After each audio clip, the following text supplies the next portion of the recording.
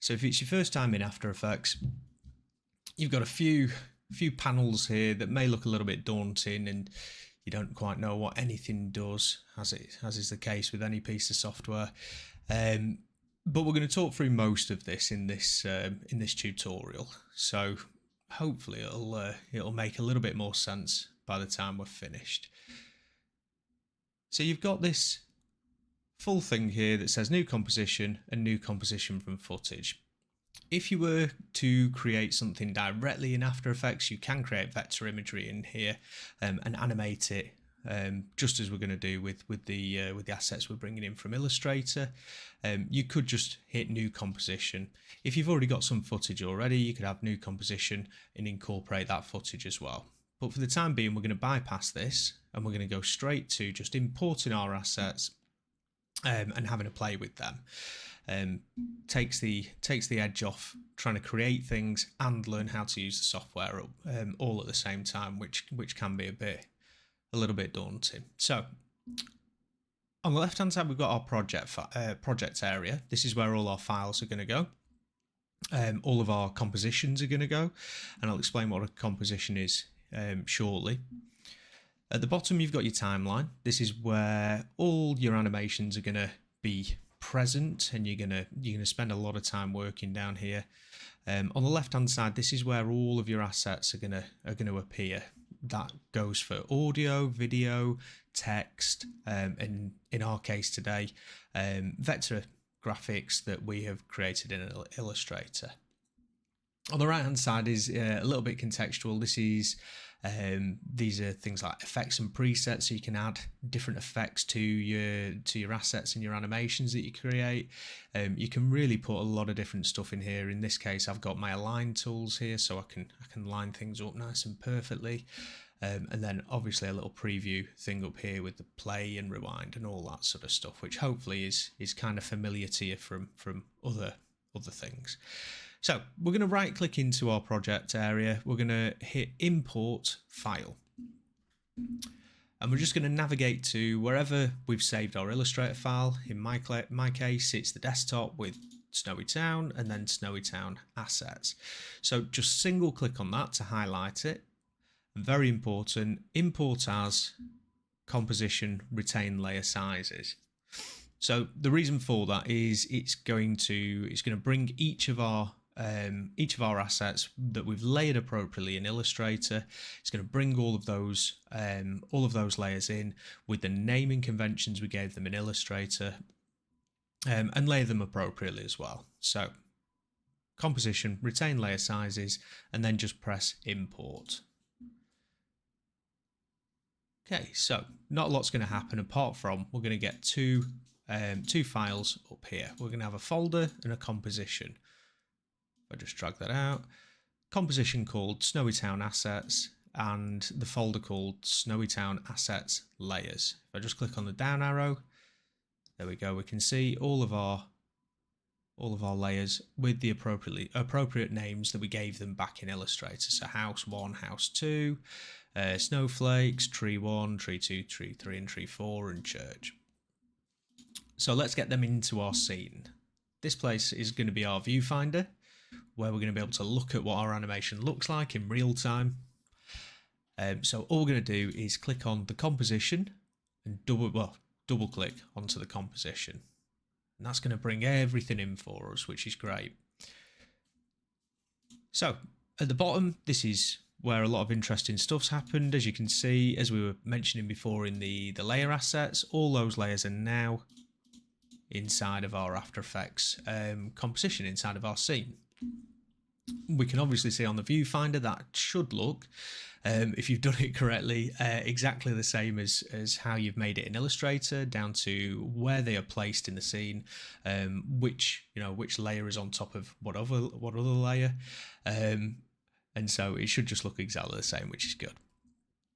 So at the bottom we've got our current time indicator. If you hover over this, this is the little blue arrow at the top of our timeline. This is our timeline here, and we can drag this to wherever we want.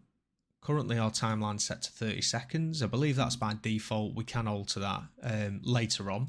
It's better to have too much in here than too little. but we can alter how long the full animation or the full composition is going to last for. Left hand side, we've got each of our layers. Now, even though, if I zoom in a little bit here, even though our church is made up of multiple assets, so the windows and the roof and the little doorway there, and again some more windows and the steeple and all that sort of stuff, they were all editable independently of each other in Illustrator, but now that we put them all into one layer and then imported them into After Effects, they're now classed as one shape. Okay, so we can't move these windows independently of the church anymore, which is fine. But that does take a little bit of planning ahead. You need to know what you're going to want to animate. So if I wanted the windows to fall out of this, for example, I put the windows on separate layers so I could move them independently. Okay, but for now, just know that the church is just one asset, one church. Okay, so if we go down to church in the layers on the timeline, and there's a little arrow just next to the purple square, just click on that, and then you should see transform, and another arrow. If you just click that one as well, you're going to be presented with the things that are going to allow us to make our animations. Okay, so there's many other ways to create animations within After Effects. These are the absolute basic ones that you need to learn in order to feel comfortable in progressing on to the next things. So if we look at this, we've got anchor point, position, scale, rotation, and opacity. All 5 of them are fundamental in animating things. Only 4 of them are actual animations though.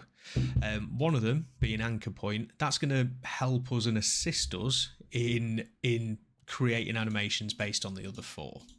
Okay, so in other words, don't worry about that one for now. We're just going to stick with the 4 down here, and when we need anchor point, I'll let you know. But we're not going to be animating using the anchor point. We're just going to be moving the anchor point around. So let's start off with the one that I've always found easiest when keyframing, and I'll talk about keyframing now. Is position. So position just allows something to be in one position at one moment in our animation, and another position at another moment in our animation, another time in our animation. And I think it works best if I just show you really. So currently we've got our scene, and that's how I want my scene to look at the end of the animation. So we're going to kind of work in reverse here. So I know how this is going to look because it's set up that way. What we need to do is do animations to get it to this position. So looking at the timeline, I'm going to scrub my timeline indicator to about 1 second, and then I'm going to begin our first animation. So in order to start, we're going to use things called keyframes. Keyframes indicate the start or an end of an animation. And to get a keyframe into our timeline here, we use the little stopwatches on the left-hand side of our words. So position has a little grayed out stopwatch. So at 1 second, I've scrubbed my timeline to 1. I'm going to hit position, the position stopwatch. That's going to turn it blue, and it's going to do a couple of other things. It's going to give us the option to add or remove keyframe at current time. It's going to place a keyframe wherever our current time indicator is. So as you can see at 1 second now, I've got a keyframe, which is this little diamond on the position layer of church. So that's where it's going to end. That's saying the church ends here, and this keyframe has saved that information, its location and all that sort of stuff. If I scrub that backwards to 0, I can add another keyframe here in a couple of ways, well, a few different ways. I can either click on the add or remove keyframe. I can either move one of these 2 numbers. So when I say move, I mean click and hold it and drag left or right on the first one.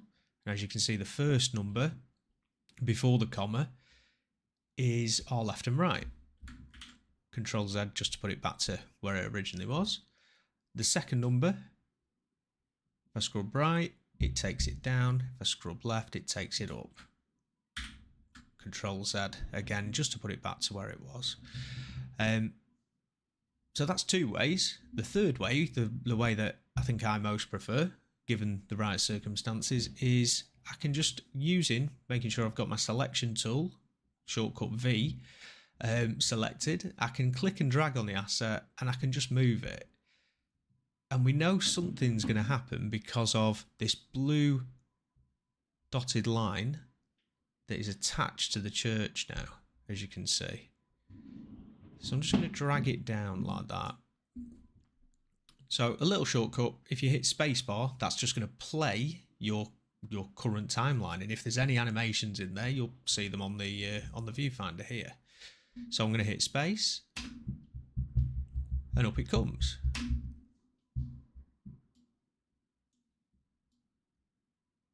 And hopefully, you've followed along, and that's making a little bit of sense to you. So this keyframe here is now indicating that our church is at, if I hover over it, there we go, at 0.00000 seconds. Its position is 861.2 by 1184.7. And then when I go to this one, and I'll just hover over this keyframe. So at 1 second exactly, its current location is 861.2 by 639.2. Cool. So it's like a little save, if you will. It's saved those coordinates of the church. You've not really had to worry about numbers or anything like that. The nice thing about After Effects most of the time is you can click and drag things, and providing you've got your keyframe set up correctly, they're going to they're going to retain that information. So as you can see from me at the 0, I clicked and dragged that, and it updated and made its own keyframe automatically down there for me. Cool. So just as a little side note, and I'll delete these afterwards, but if you wanted to make something stay on screen for a little bit and then come back off, all you'd do is decide how long you want it to stay on for. So in this case, I'll make it stay on for a second. I could move it a little bit just to make a keyframe appear here, but I'm going to use the add or remove keyframe at current time. Okay, and what that's done is over the course of this second, it's basically told these two keyframes.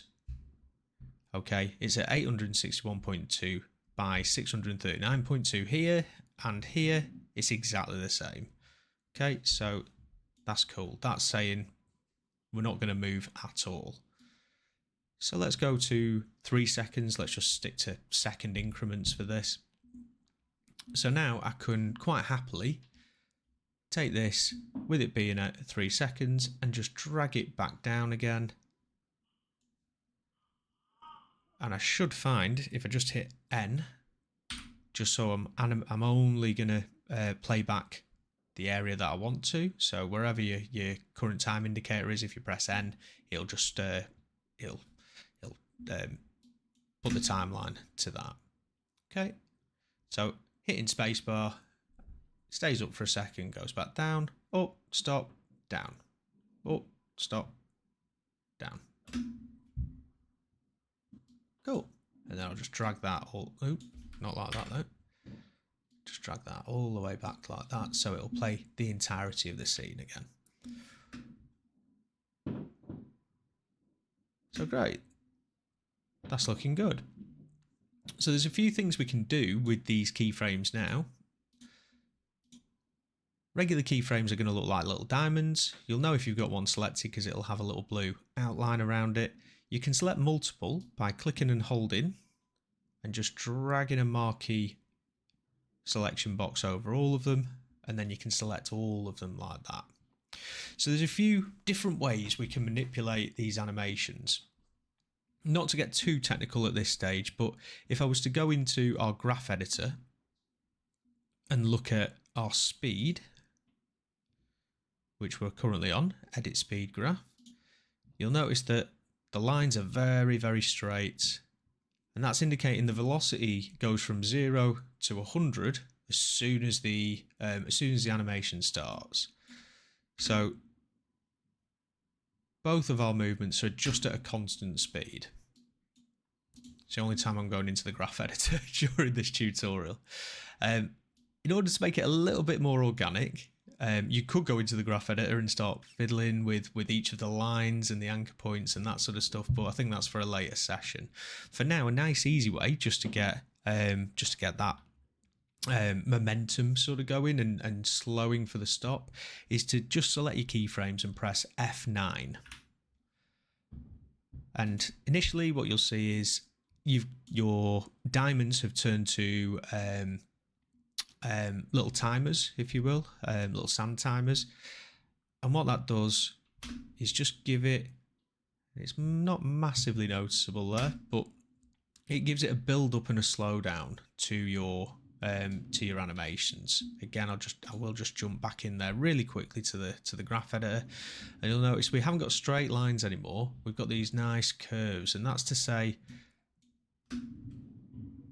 it's going to slow. Well, it's going to come to a stop, but it's not going to come to a dead stop. It's going to slow down very slightly gradually. Now, this animation's going over the course of a second, so sometimes these things aren't as noticeable there.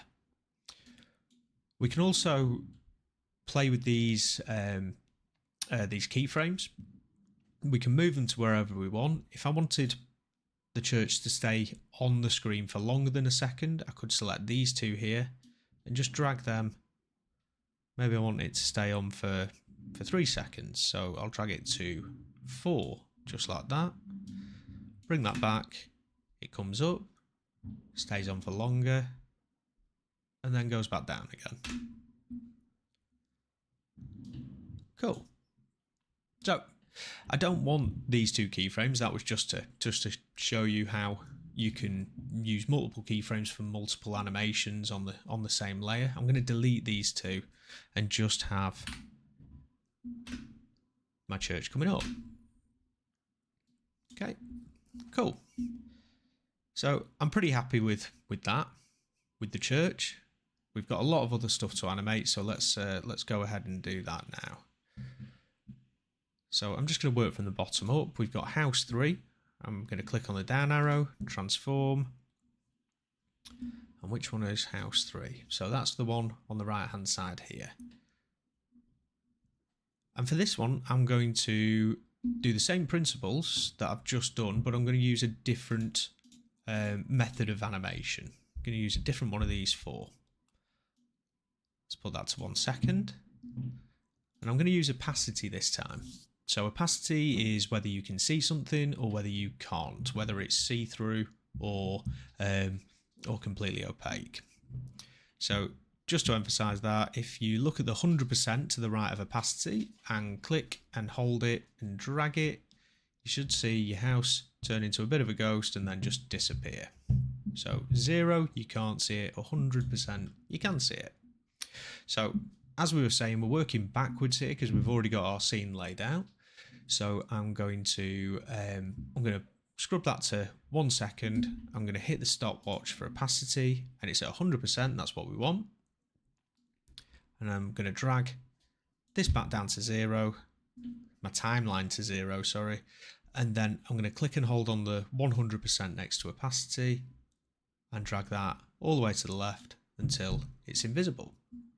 And then when I hit spacebar, we should have 2 animations. Oh, it's a bit stuttery that. Let's try again. There you go. Okay. And again, you're easing. You can do that with any of these. So hitting F9 there, again, probably won't be very noticeable. It's not even noticeable at all, but that's fine. Okay. So 2 animations there.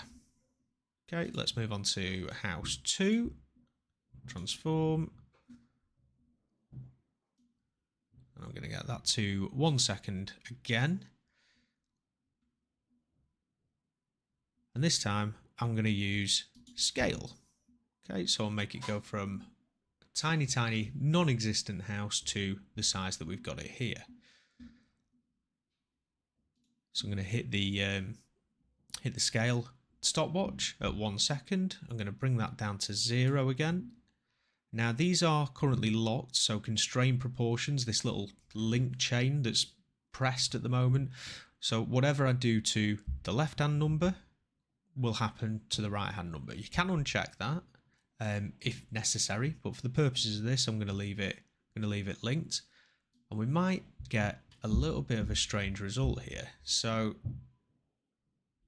whilst I could take that to -2, for example, so you can't see it at all. And I'll just deselect that so you can see it on the screen. In fact, don't take it to -2, take it to 0. So nothing on the screen whatsoever. And then when I hit space, it comes in.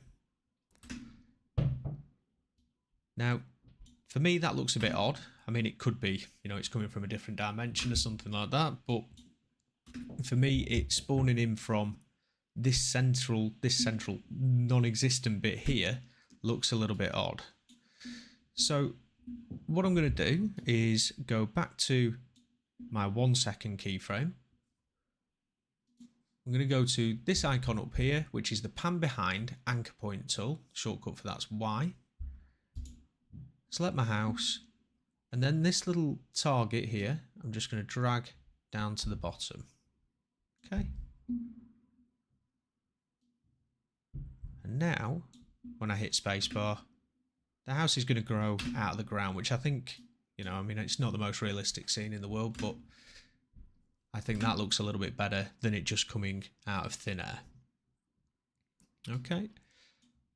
And so that's me touching upon the anchor point here. Again, we're not going to use it down here. We're just going to use it visually on the screen here using our pan behind anchor point tool, just allowing us to decide where an animation is going to begin and end from. Cool. Go to house 1, and finally, this is house 1 over here. We're going to use the rotation tool. Now, the same thing's going to happen here again. If I scrub on this 0.0, the house is just going to spin from its central axis. And for me, that's not going to work for this animation. So, shortcut Y, anchor point tool, drag this to the very bottom of the house. Scrub your timeline to about 1 second. Check your rotation stopwatch. And for this one, I'm going to use the numbers here. I'm going to scrub the numbers. So I'm going to scrub this to the right until we can't see the house anymore. Okay. Then I'm going to scrub back to 0 on the timeline.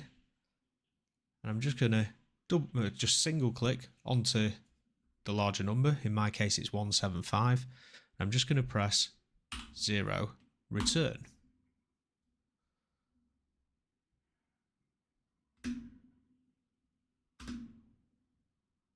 And as you can see, I've completely done that backwards, but that's okay. So all we're going to do in this situation, when you do accidentally make a mistake, and obviously that was for the video, I'm going to click and I'm going to drag the first keyframe past the second keyframe. I'm going to drag the second keyframe to 0 and this keyframe to 1. And that should rectify my obviously intentional mistake. Okay.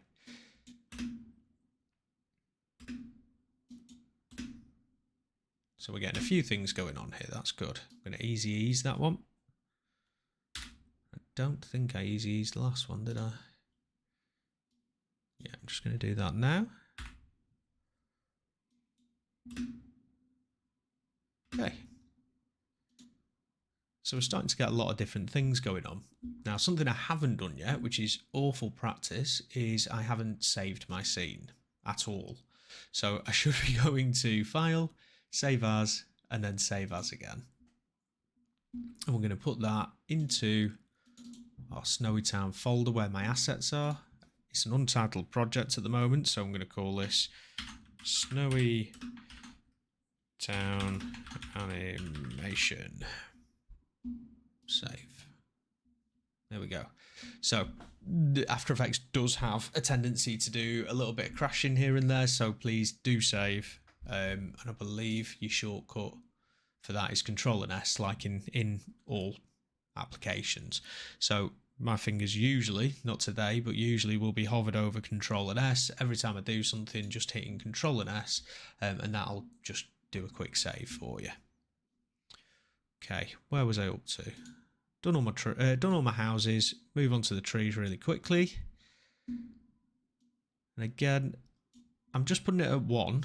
And yes, all the animations are happening at the same time currently. And if we keep it this way, we're going to have a 1-second animation. But we're going to play a little bit more shortly with that as well. Okay, so I think my first tree will be an opacity. So let's bring that down. Oh, in fact, it's right next to the other opaque one. So let's turn that off. If you ever just don't want to do the animation, just click the stopwatch again and it'll remove all the keyframes for you. Let's do a rotation on this one then. I've already got my anchor point tool selected. I'm going to look for that little target, put it to the base of the tree like that. Hit rotation, back to 0, and I'm just going to scrub that number to the right until I can't see the tree. There we go. Quick F9 to easy ease.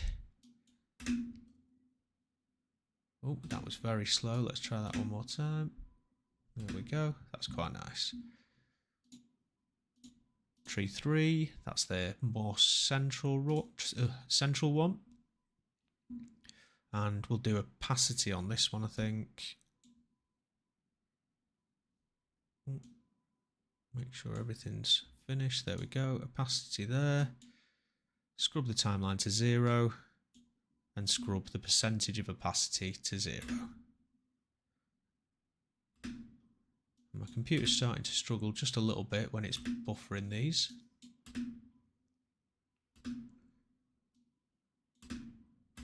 Yep, good to go.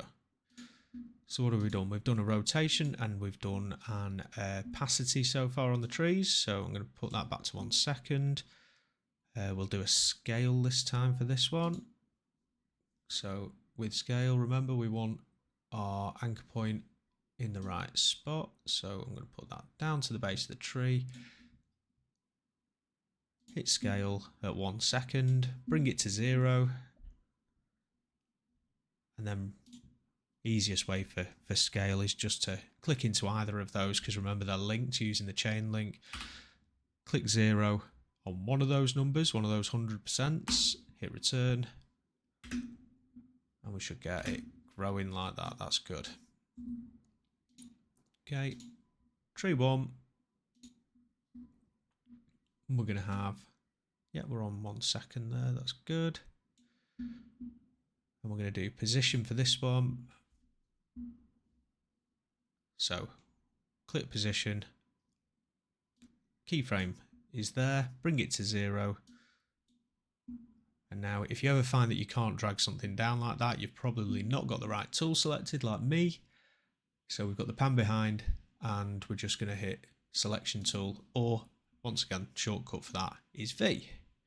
So let's have that coming up from the ground. Okay, and then absolutely finally, we'll just bring our snowflakes to come in a bit of a zigzag, I think. So this one we're going to have multiple movements on, just to show that we can do that. So I'm going to go to 2 seconds this time, and I'm going to go to position, stopwatch for position. That's its end. At 1 second, I'm going to drag it up and to the left like this. And at 0 seconds, I'm going to drag it all the way. Ooh, just hold the spacebar so I can move this. If you hold spacebar whilst you're in here, it'll turn to a little hand and you can just drag around your scene a little bit, which makes life a little bit easier. Okay. So this is going to create something, a bit of an interesting problem for us. We've got one line and two lines. You'll notice this line is much longer than this line, but the space between each of these is exactly the same. Well, it's roughly 1 second each. So we're going to get quite a fast movement down here because it's got a longer area to get across, and then it's going to slow down on this one.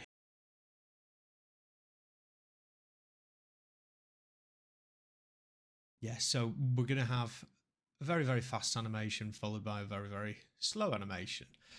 We don't necessarily want that. We want it at a constant speed. Now, it's very difficult to try and make that alteration here and here because these are the areas we want to go, but we can space these out appropriately to make the speed a little bit more consistent across keyframes. So if I just hit, I'll zoom out a little bit, holding Alt and just rolling my mouse, backwards. I'm just going to click into here, hit the space bar, and I'll just zoom in a little bit just so you can see that a bit better.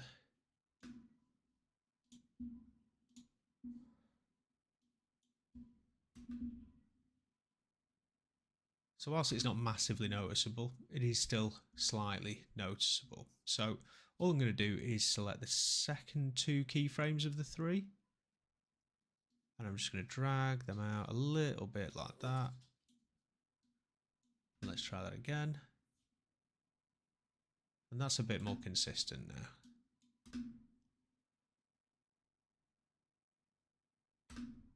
And there we go. We've gone from nothing on the screen whatsoever to creating some nice animations. So as you probably guessed, with me dragging keyframes about down here, I'm just going to hit F9 on that really quick. And that gives us a real emphasis on what easy easing does actually. If you watch the, it's having a nightmare. Let's try again. You can kind of see that the snow comes to a bit of a stop and then transitions in the other direction. So we'll have the snow come in absolutely last. So I'm just going to take that snow there and I'm just going to drag. So sorry, marquee selected all three of the keyframes. I'm just going to drag that over to, how long do I want this to last for? I'd say a max maybe 15 seconds. No, let's go closer, 13 seconds. So my last keyframe is going to end at 13 seconds. Now, if you press U with nothing selected, that's going to bring up any keyframes that you've got without having to go down into each of your layers and then finding the position and having the opacity that you're not using open and all that sort of stuff. So deselect all your layers, press U, and that's going to give you all of these here, which is good. And it makes it a little bit easier to see which ones I've forgotten to easy ease. So I'm just going to do that really quickly now. There we go. And then I can just stagger these as I want. So marquee selecting each at a time like that, having one start when the other one stops. Let's see if I've given myself enough time here.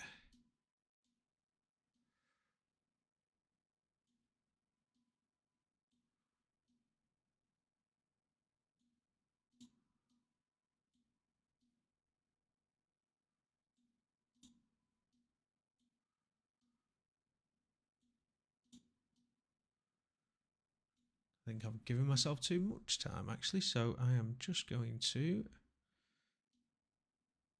select all of them like that and just drag them all across there.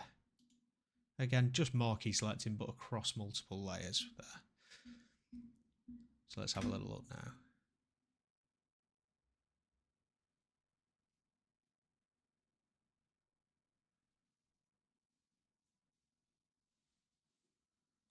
Okay.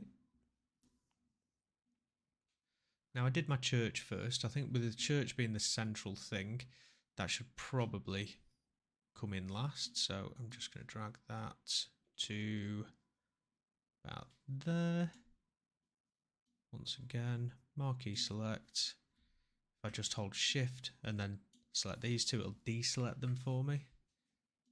And just bring that to there.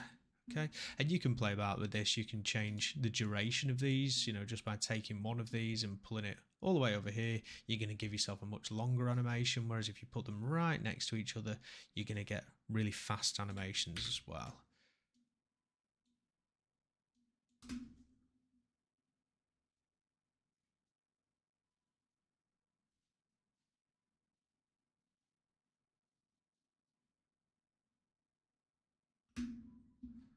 Awesome. So hopefully you've been hitting Control and S, unlike me once again. And when you're happy with that, we can then think about rendering it out. So currently we've got an animation, we've got all our keyframes, all of this is stored in the same file. In order to get to what you consider, I suppose, a regular video, like an MP4, and that's what we're going to be using in this case. You know, the regular things you watch regular videos with in the normal world. That's not the right words. Then we need to do something called rendering. We need to render it out. So ensure that you have saved. Save needs to be grayed out up here in order for us to do the next part. But I'm just going to go to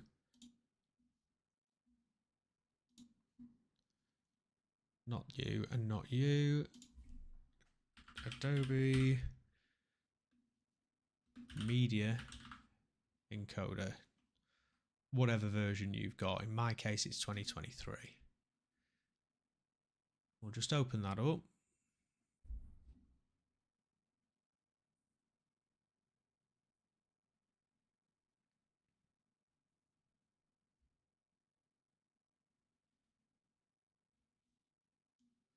And that looks just like this.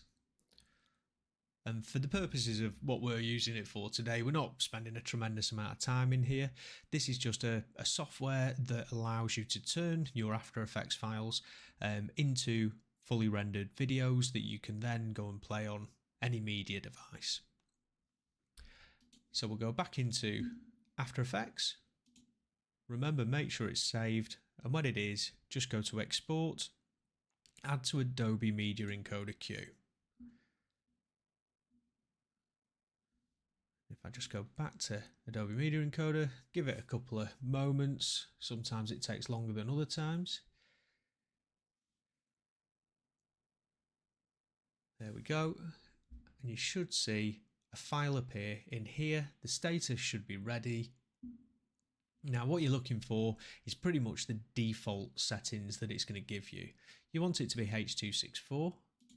There's lots and lots of different ones in here. We're going to stick with H.264, match source, adaptive high bitrate.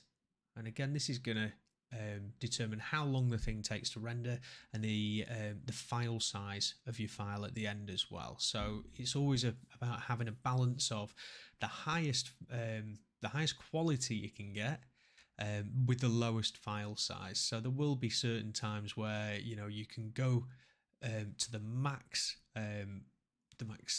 quality, and you're adding file size to your file with very, very, very minimal extra results, better results, or more crisp results.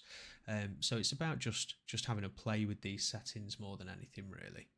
The output file, we click C. This is putting it into the file, the folder that I saved my project into, and also where my assets are, my Illustrator assets. And you'll see save as type video files MP4 should be the only option you have there, and then hit save. So that's good to go. That's really all we need to know here. The final thing to do is to hit play.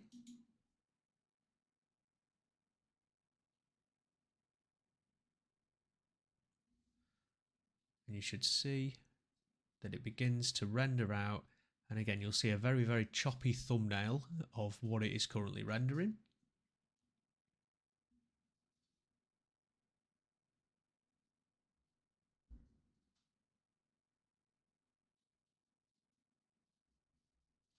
And as you can probably imagine, the more complex... Oh, hello. The more complex the animation that we've created, or more complex the project, the longer it's going to take to render during that time. Okay. And that is a puppy that wants some attention. So I will give it some attention momentarily. Let me just navigate to...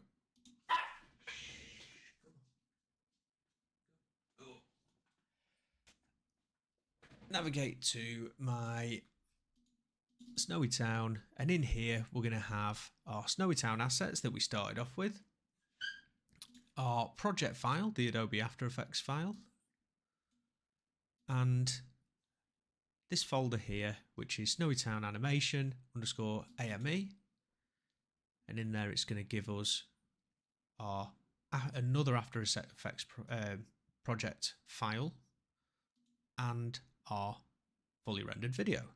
So if I double click on that, it's going to go off screen for you there. There we go. And I can take that and I can play that on any device now. Won't be able to edit it.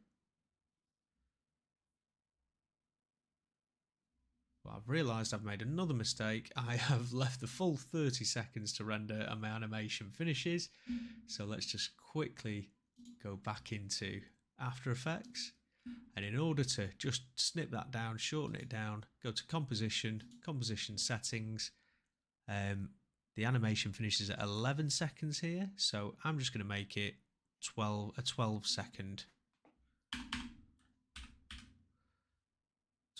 composition.